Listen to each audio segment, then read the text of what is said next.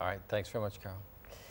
Now, gangs have been blamed for much of the rioting and looting that took place across England last week. Now the Prime Minister has declared that getting rid of them should be a national priority. Many groups have been working with young people, though, for years, helping to steer them away from violence. Jenny Hill is at one community centre in Chapter in Leeds to see how they do it. Morning, Jenny.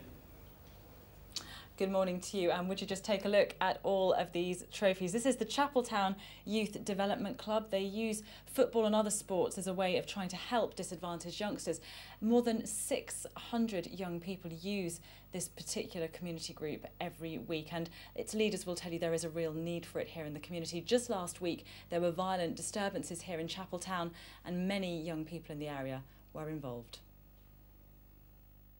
Violence on the streets of West Yorkshire. These pictures were taken last week as rioting and looting continued in London, Birmingham and Manchester. 30 people were arrested in Leeds and Huddersfield, among them a number of teenagers. The part played by young people in last week's riots is now the focus of intense debate.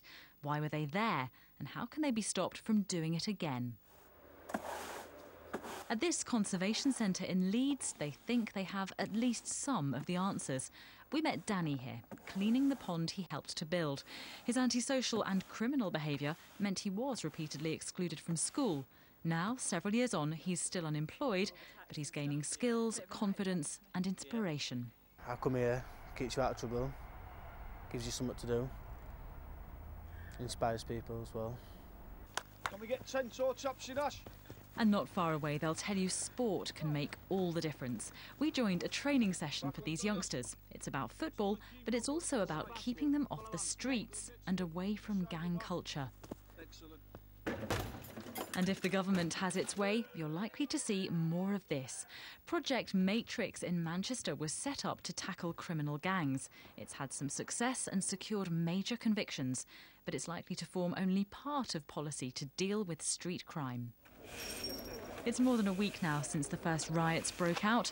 Communities have cleared up, offenders are being punished, but the task of tackling the root causes will take much longer. Well, let me introduce you to Lutel James. He's the chairman of this organisation. Good morning, Lutel. Thanks for joining us. Right. It's the question that everyone's asking, isn't it? How do you stop youngsters becoming caught up in violence and in particular gang culture? I think what we need to do is put a lot of emphasis on upskilling and developing young people from our community to empower them and give them the understanding and belief in things that they're capable of doing, because Chaptertown's known for a lot of negative reasons, but there's a lot of positives in Chaptertown.